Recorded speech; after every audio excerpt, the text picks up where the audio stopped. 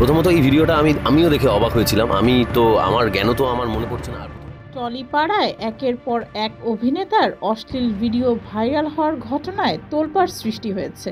এবার ভাইরাল হয়েছে জনপ্রিয় অভিনেতা ঋত্বিক মুখোপাধ্যায়ের একটি ভিডিও। এবার নিজের অশ্লীল ভিডিও নিয়ে মুখ খুললেন ঋত্বিক মুখোপাধ্যায়। কারণ আমার সঙ্গে এটার কোনো মিল নেই।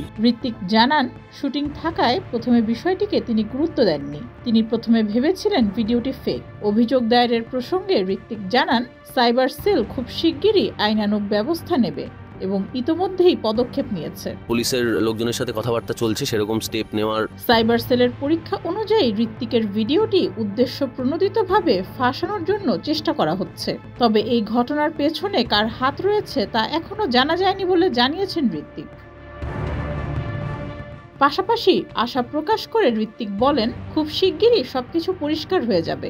এই ঘটনায় কারো ওপর সন্দেহ রয়েছে কিনা জানতে চাইলে ঋত্বিক কোনো নাম নিতে চাননি। তবে আশা করছি এটা খুব শিগগিরই জেনে যেতে পারবো। প্রসঙ্গত, সম্প্রতি সামাজিক যোগাযোগ মাধ্যমে অভিনেতা ঋত্বিক মুখোপাধ্যায়ের অশ্লীল ভিডিও ঘুরছে। ইতোমধ্যেই সাইবার সেলের পক্ষ থেকে একাধিক লিংক ব্লক করে দেওয়া হয়েছে বলে জানিয়েছেন ঋত্বিক। ডেস্ক রিপোর্ট, যুগের চিন্তা। সেটা আমি জানি না, সেটা সাইবার সেল কি করবে সেটা ওদের ব্যাপার, আমাকে এখনো জানাই।